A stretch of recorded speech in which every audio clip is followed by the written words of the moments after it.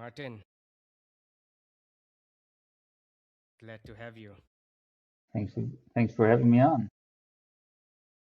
Yeah, it's a pleasure. It's been long coming. I think we recorded a podcast one time in Bhutan.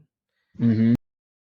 The place was great. The topic was amazing. I really had an amazing conversation with you, but I really didn't like the production of the video and the audio and the lighting. Um, you went on your own journey, and we went separate ways, and then here we are. So really excited to have you, and I want to give my viewers a quick introduction. It might not do justice on your essence of who you are, but I'll try my best. So you are a practitioner of an extensive practitioner of Vajrayana Buddhism, and you Hmm. have experience in Dzogchen, Zen, Theravada, and then you co-founded Synthesis. Hmm. So it's like one of the first legal psychedelic wellness centers in the world. Um, and then you are also co-founded High Existence. So it's basically one of your main goals was to advance the knowledge and the benefits of entheogens, or what they call plant medicine, that could shape human perception, behavior, transformation, etc. So that was some of your earlier days. And funny enough, I also want to tell the viewers how we met. So back in, I think, 2015, 16, along that times, I came across a blog called High Existence, and there was this guy speaking about psychedelics. Back then I thought, oh, they are just drugs to get you high, and I did not pay much attention to it. I was very, I was not, I didn't do enough research into what the term psychedelics is. And, fast forward, I got introduced, I sort of went on a journey of self development, traveled the world, was introduced to plant medicine, and then slowly tried different things, experienced had different experiences, um, uh, went deep into spirituality, etc. And 2 years ago I went on a retreat to Bhutan. And to get into Bhutan, we can either go from India, Nepal, Thailand, I believe. And so I was already these were the choices where we could take the flights from, and I chose Nepal because I've been to Thailand. And there were other practitioners in the retreat there, are where whose destination was the same thing. So when I was in Nepal, um, we gathered in the airport. I met the other practitioners. They were headed for the retreat, and that's where we met. You're very welcoming and very, I would say, very open to meeting people and understanding people's experiences, etc. That's when I found out you are the same person whose blog I read many years ago. Uh-huh. Yeah, it was funny. It was such a beautiful time there in Bhutan that we got to experience together. Yeah, and that was my first foray into Vajrayana Buddhism, which you are a practitioner of, a deep practitioner of. You went, you studied with different teachers in different levels, different practices. So, hope I did some justice um, to show to tell the viewers of who you are. Hmm. But yeah, please, I would love to let me know if where would you No, like it's to all start good. in that journey. Yeah, yeah. I didn't know what psychedelics were. I didn't know what Buddhism was. I grew up in the West and I studied physics, and so I was very much a materialist. That was very dominant way of viewing things. but it was a way of viewing things that didn't necessarily give me a lot of purpose or meaning. And I'm a very curious person. So when I learned about meditation, I got very interested, and when I tried meditation, I was like, oh wow, this is very powerful. I didn't know you could train the mind. You could actually perceive things in different ways, and materialism is one way of perceiving the world. And so um, when I was about 22, I first discovered Buddhism. I started studying in Nepal actually, and it completely changed my life. And soon after, I was introduced to ayahuasca, which for those who don't know, it's two different plants, and it's basically a sacred sacrament that's being drunk, across Southern America, and that was incredibly eye-opening. I didn't know people could have experiences like this, and they were deeply, deeply personal. I realized things about my family, about my lineage, my dad and my grandfather, that I didn't know I was carrying. But I also had I started getting visions of potential futures, um, and those became very, very alive for me, very impactful. And I think that's such an important time of my life. I was still quite young, but I started having these journeys and travels, and a big part of me was like, why didn't I hear about this? Why didn't I, you know, no, why didn't anybody tell me about that this was possible? And that kind of catalyzed this search, like what else is possible. And high existence was kind of born out of that. That was like my kind of a blog, and I started I just felt like more people need to talk about this, and so I started writing about it and speaking about it, and that's kind of how a friend calls me a spiritual entrepreneur, and that's kind of how that journey started. Yeah, that's quite fascinating how and one experience opened up your mind and took you into a different journey. And I think that's Mm-hmm. the power of psychedelics. A lot of users have reported same thing was the case for me.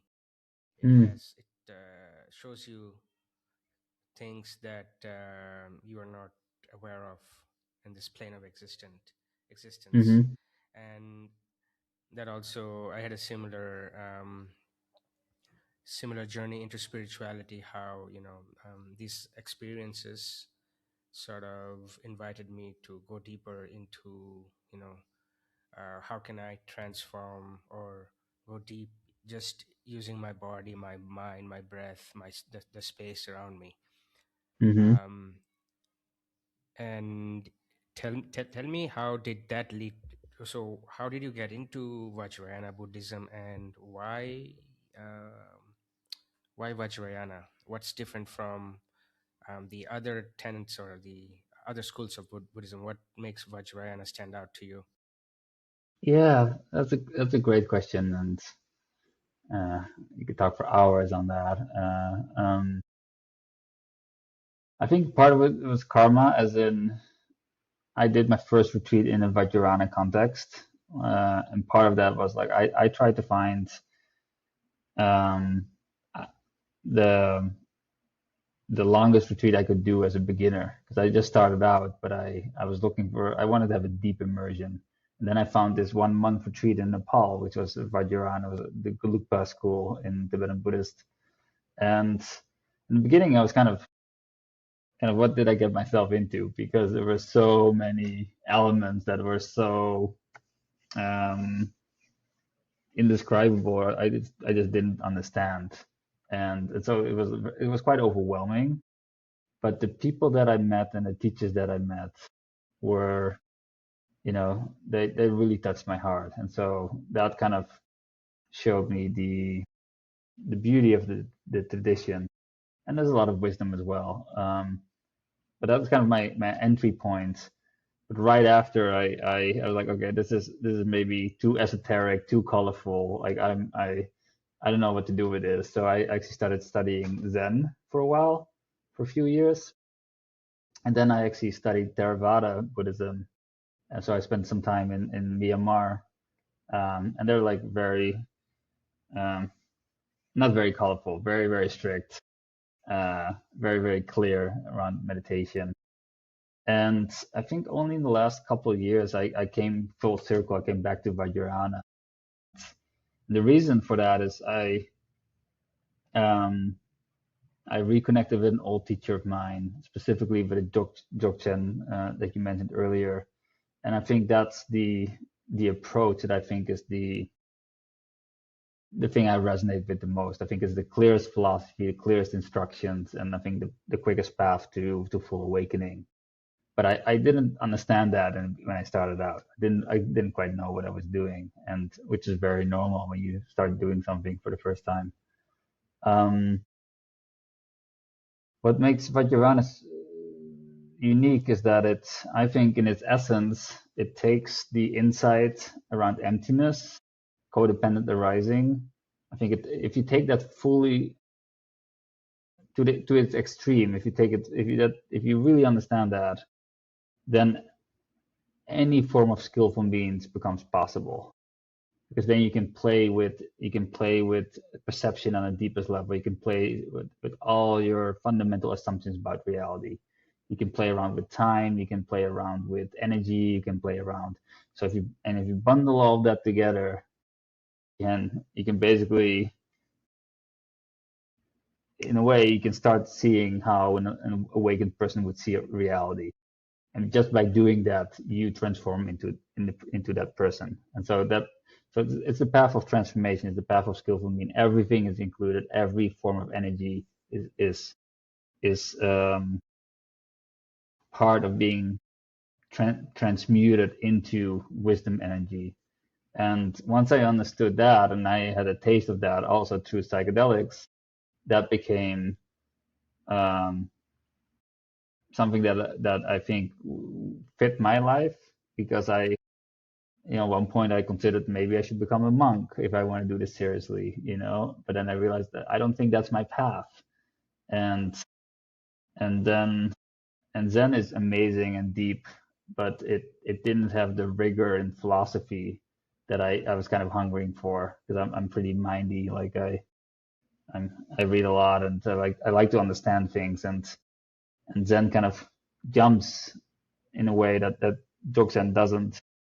They kind of end up at similar places, but I think I needed that structure. I needed the smaller steps to get there that Dzogchen offered. Um, and so, I'm one of the generations that I think um, is incredibly privileged. For those who are interested in awakening and Buddhism and meditation, that privileged in the sense that now we have access to all the schools of Buddhism and all the traditions, and it's quite easy to get to the heart of those traditions and actually, practice with masters without having to necessarily pick a lane. And I think that has been incredibly valuable to me. I was just on a call with one of my teachers. He's a Zen teacher, and I was describing, like, I feel like a bee that's able to gather nectar from all these different flowers. And I don't know, there's something that I feel very I feel very at home at doing that. And so I bring a Vajrayana lens to Zen, and I bring a Zen lens to Vajrayana, and vice versa. So I'm very very lucky to have been able to do that. Yeah, thank you for sharing. Wow, it's quite. I think I would say Vajrayana. One of the fascinating things about Vajrayana is the when I was in Bhutan, came across all these paintings and sculpture, as a man, that was really fascinating to me. And the idea of Tantra has always been fascinating to me, especially, people in the West. They think of Tantra as, it's sort of an absolute thing, but the meaning has depth and has been diluted and polluted, I would say. Um, and Vajrayana sort of is a great system in exploring or trying to put it into practice so that we can, as the teachings say, fast track to the Buddha nature that you mentioned earlier. Can you explain us what is Tantra? And I believe, if I'm not mistaken, you have also done some studies under the Shaivite tradition as well. Hmm. You and Hmm. Noma, Hmm. and then I think from what I know, there are two main schools: on the Kashmiri Shaivism, and now in the Tibetan side. Hmm. Um, I'm just curious, what is Tantra, and how can one um, try to understand it or get sort of familiar with it so that they can Hmm. mm, understand its true meaning in the right way. Yeah, um, that's a deep question. So let's see. So my wife and I studied Kashmiri Shaivism for a while, which is a Hindu form of Tantra. It's kind of like the sister of Vajrayana, and they both use um, um, from a place of emptiness. So that reality depends on many conditions coming together, and part of that is what we view as reality determines what reality is, and on the deepest ontological level. And so Tantra basically takes that ontological possibility seriously, and it basically says if we practice by developing our energy system, by developing our visualization, if we combine it with mantra, we can develop something called pure vision, which, as anyone who has done psychedelics, for me, that became a very intriguing notion that by adopting an awakened view and training yourself that's basically the quickest way of recognizing you mentioned Buddha nature, so um, the capacity for full awakening, and there are endless amounts of practices within Tantra, and there are different classifications. Um, some are more focused on outer visualization. Some are focused on visualizing yourself as a deity, as a sacred divine being in this very body. Um, and then and then there are all forms of non-dual practices that then culminate in Dzogchen, who according to some is a form of Vajrayana, and according to others it's a complete separate path.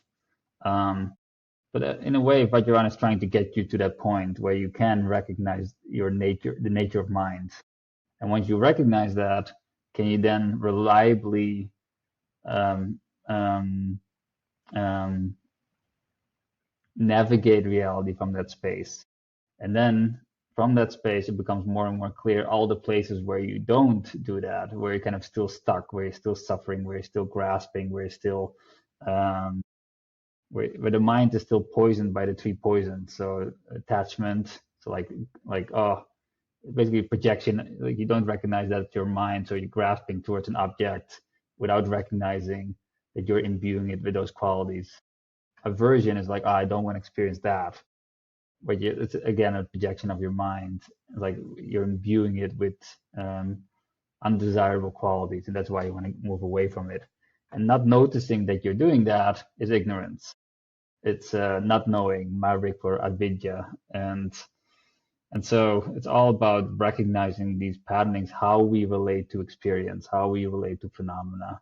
And by practicing these practices, you can get to states where you're completely free from that. And then once you taste that possibility, then the goal is to recognize it through all contexts of your life, waking and sleeping. And once you can do that, then your habitual tendencies, your reactivities, your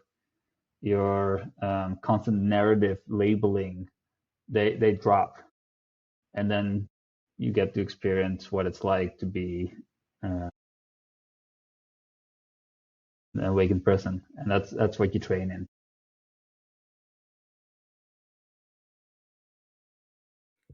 Really, the way you defined it, breaking down how the systems of the mind work, how the human psyche is designed. I think it's endless, and I love the take on the tantric, and I think each school has their own take on it, on how Mm-hmm. do you reach those levels of awareness. But at the core of Buddha nature is, from what I've heard, and what I hopefully one day want to achieve and others to achieve, is the non-reactive nature of of us humans. Because even in the day-to-day life, one of the things that binds us, attaches us, puts us down, is being reactive to things. Because life is up and down, and because of all those poisons and other elements that the traditions speak about, we are either too attached or either too caught up with things, so we tend to react, and then that creates an inner tension, and obviously it has changes in our the way we breathe. We don't relax. So at the end of the at the tunnel, at the end of the spectrum of the awakened mind, is the ability to sit completely in peace and rest, so that the outside world does not affect us too much. For me, that's the understanding to where all of these traditions is trying to take us. But there are so many pathways for Mm-hmm. that, because it's even it's as I'm trying to say or understanding it in my mind, it sounds very simple, but it's rarely the case. Even myself, and I see the world around us behave in that sort of frame of mind. Mm-hmm. Yeah.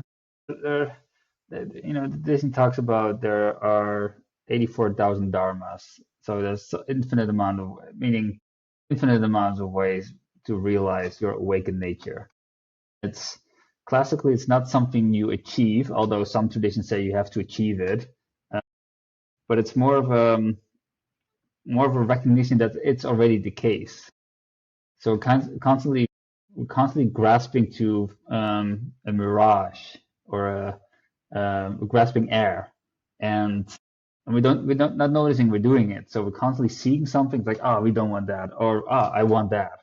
We don't realize it's our own mind, and that's why we constantly reify. This reification is a critical aspect where um, we really think the world is independent of us out there.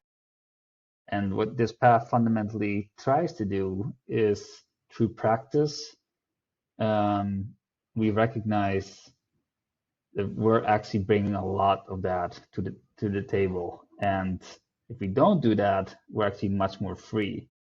But we're just conditioned to be that way. We're conditioned by our language, we're conditioned by our culture, by our upbringing, by our parents, and therefore we constantly imbue the world with like and dislike, and we constantly care about me and mine.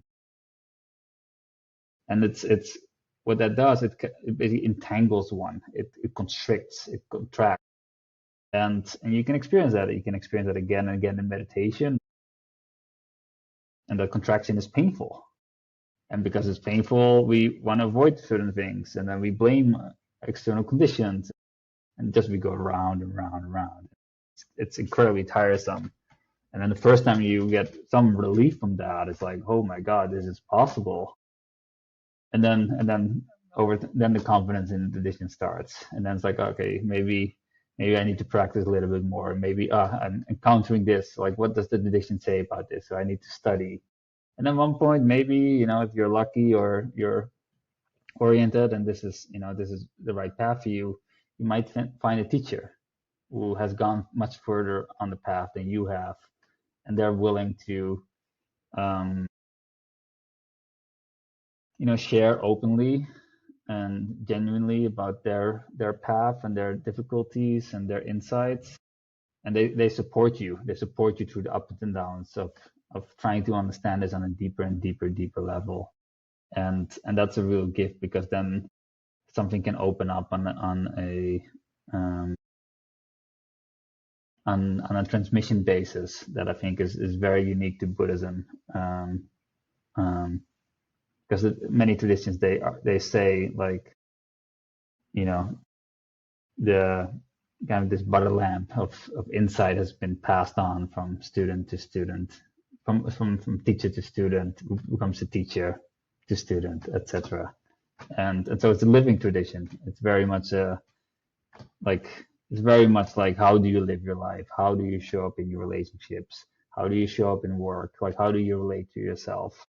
Can you do that with kindness, with compassion, with mindfulness? Can you really be present in all the aspects of your existence without running away, taking full ownership of your own thinking, of your own emotions?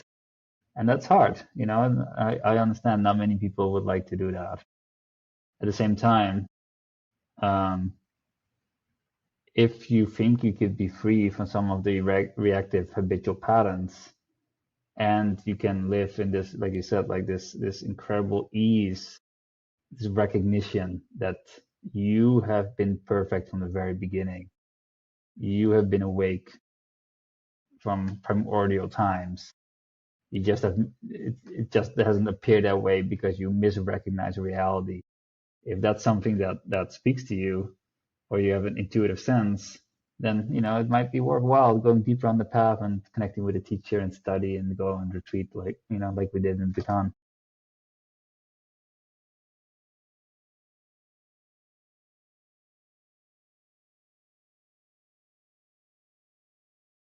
And right now, and one of the ways, I know you spoke about 80 or 84 dharmas, but what what you've been trying to do most recently, I believe, or it's a culmination of your years of work, practice, and dedication and ambition, to sort of help people out reaching that state, is, I think it's a program of yours called Opiosis, if I'm Hmm. saying it right, Correct. where Yeah. you are combining, I believe one of your goals is to combine the wisdom of Buddhism, Hmm. spirituality, and combine and the wisdom ingrained within the plant medicine, and see Hmm. how can they synthesize into this process of transformation. Um, Let me know if that is No, it's one of the perfect. reasons you have. Yeah. Yeah. Yeah. So, like, I found psychedelics around the same time I found Buddhism, and they've both been traditions that have been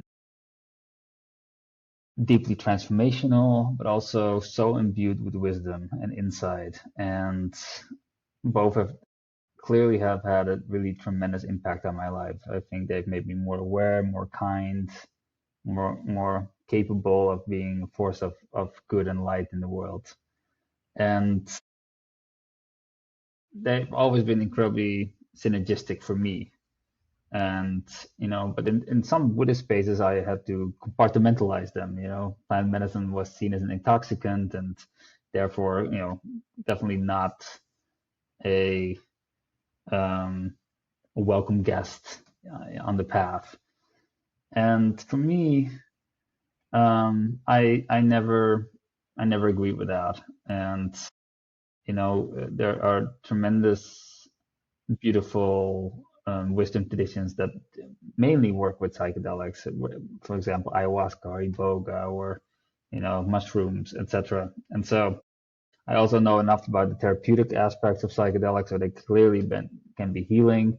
And there's no fundamental reason, if you really understand emptiness, there's no fundamental reason why an experience occasioned by a psychedelic is any less valid than an experience that's not occasioned by just serotonin or another molecule. They're all codependently arising, and it's just a different way of seeing it. So from my view, they have unique qualities, and if you know how to work with them skillfully, which is that's a big question because there are many ways of working with them, and I think skillfulness, it's like it becomes a lot at play to work with it skillfully. But if you can, I think they can be a skillful means on the path. And I think philosophically that's sound. I think if you look at the tantric practices, I don't think there's a fundamental difference than, for example, tumo practice, like inner heat practice, or karma mudra practice, like the sexual union practice, or dark retreat. Like those are all pushing the physiological capacities of our bodies into tremendous, advanced, powerful states in order to bring insight. So it's very much dependent on intention, it's dependent on skillfulness, it's dependent on results. And I think from my viewpoint, from what I know, psychedelics can match all of that. So and that's been true for me. And I know, so that was one of the reasons. Another reason was I've worked with a lot of people with psychedelics. And one of the things that I felt was missing for was it that it was rooted in a contemplative tradition. And so just psychedelics, I don't think is enough. And what I think Buddhism has to offer, some very unique ways of building contemplative proficiencies that I think can help tremendously to support people, often with the intention that they find psychedelics to begin with.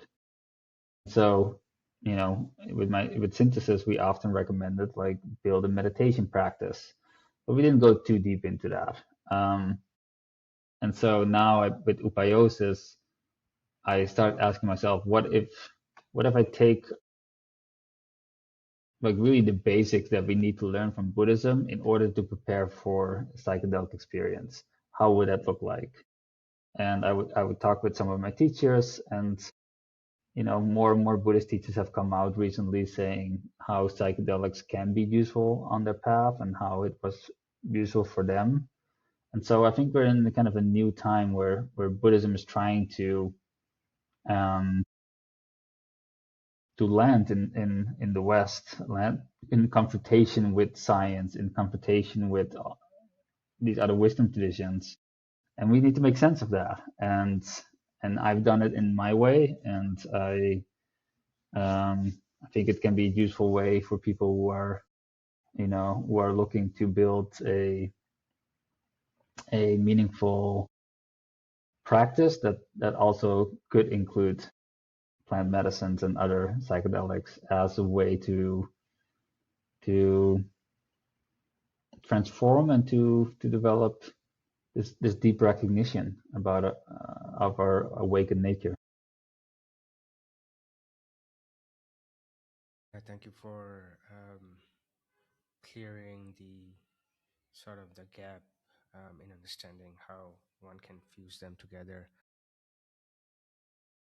I have, in my experience, or just in my view, I'm sort of 50-50, or in terms of, because what I've seen is people, very, very few people tend to combine them together and bring into contemplation with the sole purpose of transformation that you are trying to achieve, and how they can bridge, the awakened nature, and it could potentially accelerate the process, because I do believe that the visions and the understanding that you get during experiences, um, if grounded in, and if you can hold on to them and find a process, as they call it, integrate them into your life through practice contemplation, I think it's a very, very powerful tool. And I think that's what one of your one of the things you've been sort of um, working on. But I've also seen the other side where people can get lost, Mm-hmm. people without the right guide, without I just want to go for an ayahuasca trip every weekend, Mm-hmm. spend thousands and thousands of dollars spending, and going, okay, go deeply into the tradition. But it's interesting because that aspect of it, because when you are in the realm of plant medicine, um, I have not tried iboga and or 5-meo. Mainly I've tried ayahuasca. And from my experiences, you are put into your consciousness, if my wording is correct, because I don't know if there is a right word to describe it. You're put into, or your mind is put into this world of other beings, as they call it. Mm-hmm. Um, and maybe you might have an infinite knowledge of stars, dimensions, past lives. So the knowledge is infinite. Mm-hmm. And I don't know how many people can are very strong enough, unless you are a trained shaman for, like, 14, you've been trained to hold on to it and just channel it into your body, into your mind, and come back to earth reality and learn to live the ways of nature and help out the world. um, I, very few, I think, just my honest opinion, very few people have done it properly. And Mm-hmm. I've seen many people get lost, and they lose the way they speak about them, as if they're already awakened after one session, Mm-hmm. and they have become teachers and gurus, and they have developed certain egos. So I've seen that school of thought as well. And I've seen people who can gently, with humbly, can integrate them Right. together. Yeah. Yeah, it's a good observation, and it's definitely troubling that um, the lack of readiness is sometimes harmful for people, and that um, these very profound experiences can lead to a sense of inflation. I had a special experience, now I am special. Part of that is, um, these experiences have been commodified, and they just, for a few $1,000s, you can gain access, and there's not much of preparation or purification happening. There's not a really deep understanding of what is happening and how to make sense of it and how to hold it sacred. And um, and after it becomes confusing, like, okay, what to make of this? Like, how to orient my life now I have had these visions. And it's a risk when two cultures with very powerful technologies meet.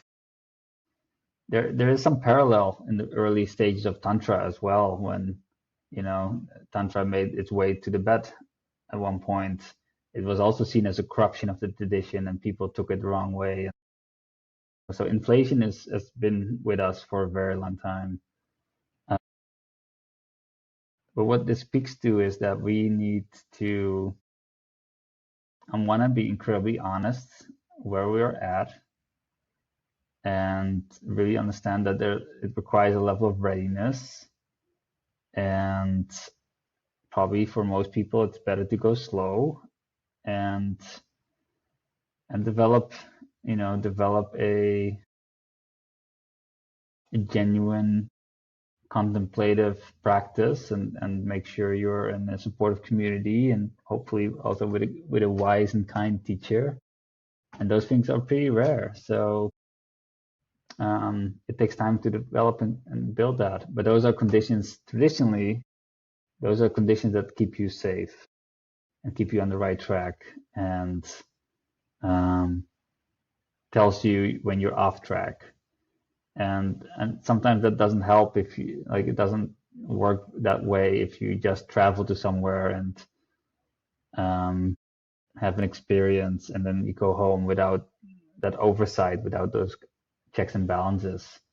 Um, so yeah, you're 100% right. They have tremendous potential, but that means these are means that potential is because of their strength. That means they're powerful. That means they're risky if you misuse them, and and that's not always very, that's not often that part of the advertisement. So it's the small fine print that we need to read when it comes to um, being discerning on what to do on a next step on a path. And just this this this thing just flows into one of the retreats you mentioned you went maybe last year or the year before with one of your teachers, Justin, Hmm. where Iboga was part of the retreat. Hmm. Um, would you it'll be okay if you maybe share Hmm. some of the experiences? Yeah, so I think that container was held very, very well. And it was a little bit experimental in nature. I think this was probably the first tantric retreat that ever worked with Iboga. The group was relatively inexperienced, but the dosage was not very high. The Iboga guide was very experienced. He held the group very well. The location was really good.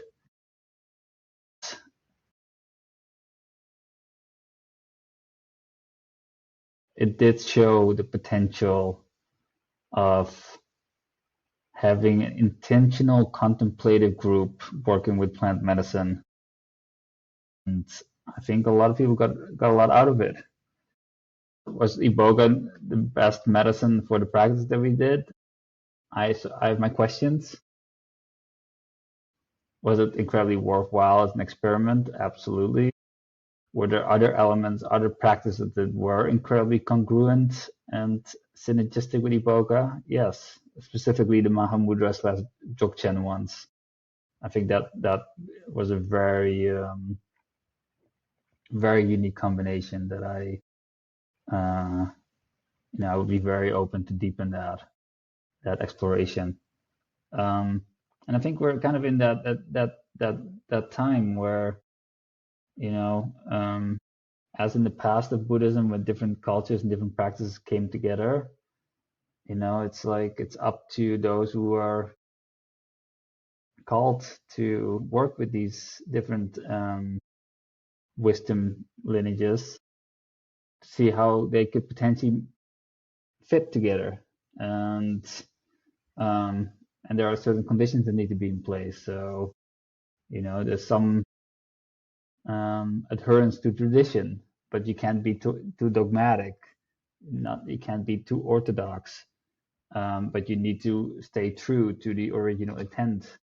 And so it's a balancing act, and um, and that's going to look differently for different people. But I'm pretty convinced that psychedelics are here to stay, and they need to be rooted in a wisdom tradition. And I think Buddhism has some unique sets of philosophy, of insights, of practices that lend themselves very well for that exploration. And um, but it takes time, and it takes dedication, and it takes experimentation, and sometimes making some mistakes, and learning from them. So it's not a very clean. I know exactly where I'm gonna go with this kind of road. It's not fully mapped out yet, but that's what I like. That's what I thrive in. So feels right for me, but it might not be right for everyone. You are speaking from an experiential point. I've seen a lot of people who sort of disavow or say this is not the way to go. I've seen many teachers. I respect them a lot, and I think Hmm. they're coming from a good place in the heart. But I don't think they have experience with medicines like these. For example, psilocybin or ayahuasca or 5-MeO.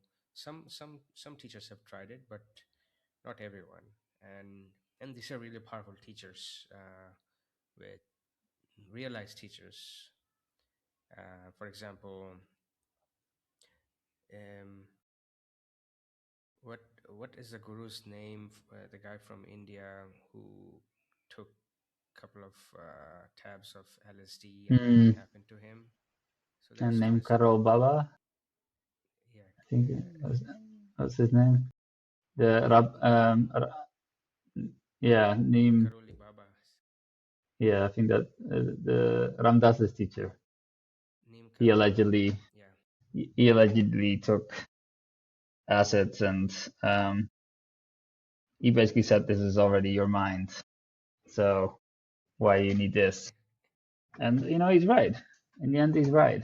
But um,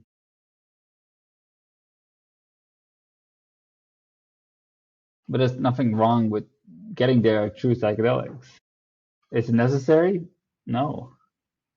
Um, but could it be uniquely skillful for some people, especially if you are already interested in psychedelics and you think it's a valid way of healing? And I think especially coming from the West, we have some really weird assumptions about what reality is, and they're making everybody sick. They're making the world sick, and we maybe in the West we need some extra powerful medication to shake us up a little bit, um, and I think psychedelics could play an important role for that if used wisely and skillfully. And I think we're trying to figure out like how does that look like, and so the teachers that I know that have truly engaged with psychedelics as a wisdom path and really tried to master it, or not master it, but like work with it authentically, with dedication and devotion over time, with teachers and like learned communities. They they respect it, and they see incredible value. Um, it's not for everyone. It's not necessary. Um, but it's also more than like in the 60s and 70s and 80s. It was kind of popular to say you found Buddhism or a spiritual path through psychedelics, but then it was very, very in vogue to say, well, once I found the path, I didn't need it anymore. And I think that is slightly, I don't know, it's like it's saying like, oh, I had a deep meditation experience, so I'm not going to meditate anymore. From one view, that there might be some value to holding it that way, but from another view, it's a little bit ridiculous. Not that you have to keep doing it, but it is a valid way of exploring the mind, of exploring time, of exploring compassion, um, exploring awakening, and um,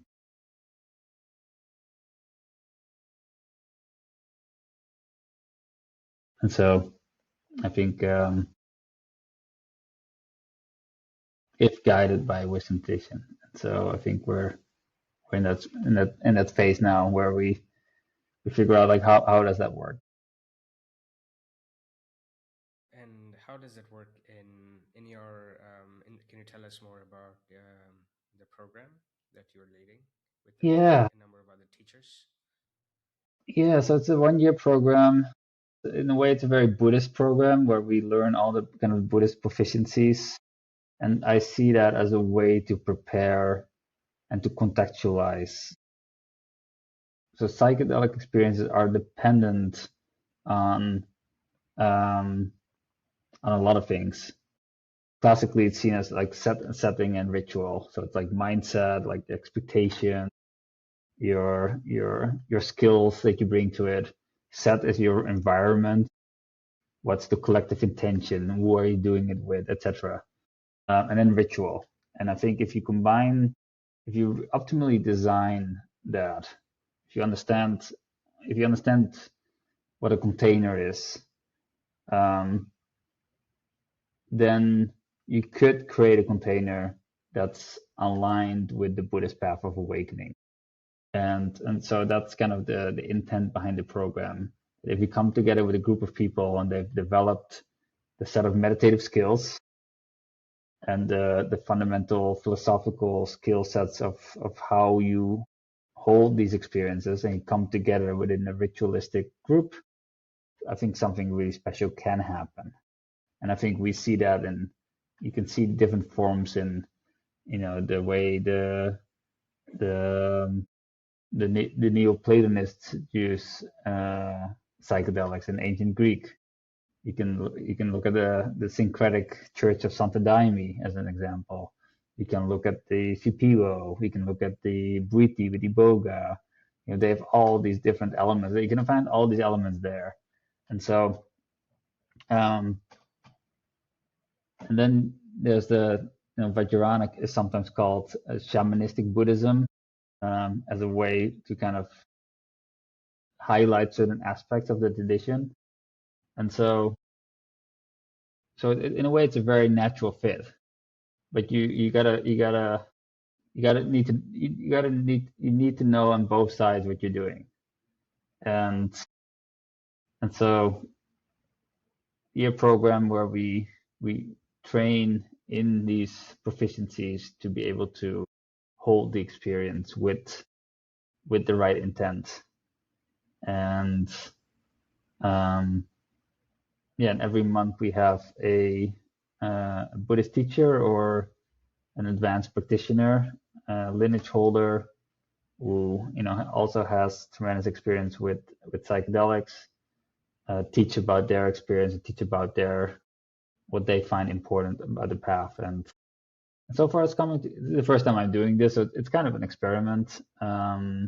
But so far, it's been a really amazing journey, and very intentional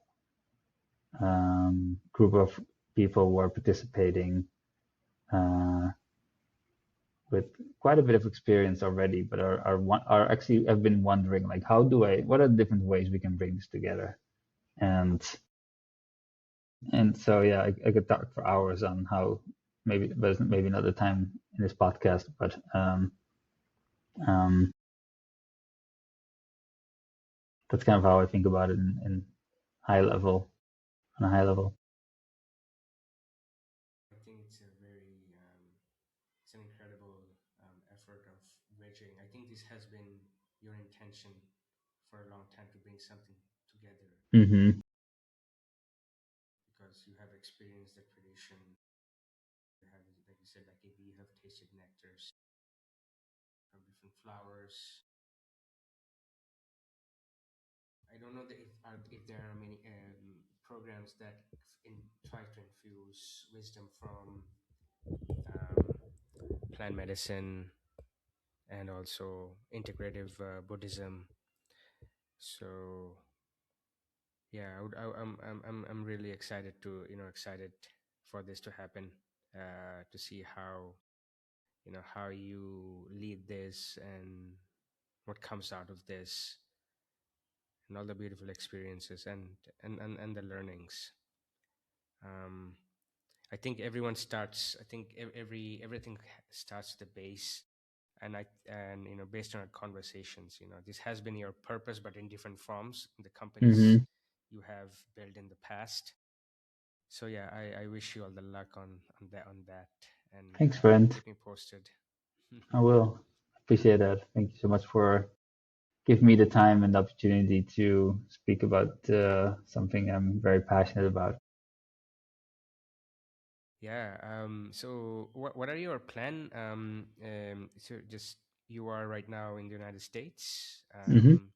What's your main practice these days? Are you still in Vajrayana Buddhism in Hmm. a certain level? Main practice is Dzogchen at the moment, and that's kind of my main obsession at the moment. Trying to trying to learn, integrate it in every waking moment of my life, and that's been fun. It's been challenging, but it's also been incredibly rewarding.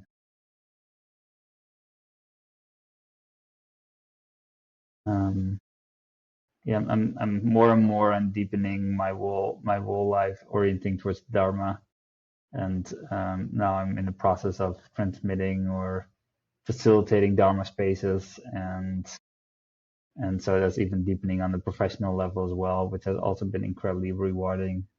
Um, and so yeah, just meditating, doing retreats, staying healthy, and then studying a lot. That's kind of my days. Very simple, but I'm enjoying it a lot. Wonderful to know. And one of the things in the dharmic path, I think you mentioned in the past, is taken because I believe one thing me and you share in common is even as men we have this passion for self development and understanding, like what is my purpose, and that has led us in this path, um, and I think a point, an anchor, point of a diamond and in the path is like you mentioned is is the ability to take accountability of your emotions, of Hmm. your actions, and that you mentioned it Hmm. in somewhere in the podcast, and I really admire that. And I think once we have reached that point, that is a progression in our path, just being accountable for our compassion. So, Hmm. and I think that is something you're also trying to transmit, and everything is coming down to sort of that path. I really appreciate your effort, and I know we could go on and on and on. It's getting late up there. I know you have your nightly unwindings. I really appreciate this time. It's a pleasure, and let's continue this conversation somewhere in the future. And before we head out, is there something I missed that you would like to share? Hmm. Just being kind to one another, and like I think the point that you just made, I think is kind of so important. Like really take ownership of what you contribute to a situation and own up to that and apologize and repair to the extent that's necessary. Don't underestimate the impact you can have. Every single person can have, and we tend to think about, oh, it's just me. I'm just one person. Look at the world. Yeah, but the world is made out of one person's. A bunch of one persons. And even that is not the most important thing because your world is mostly made up out of you. So if you can change, your whole world will change.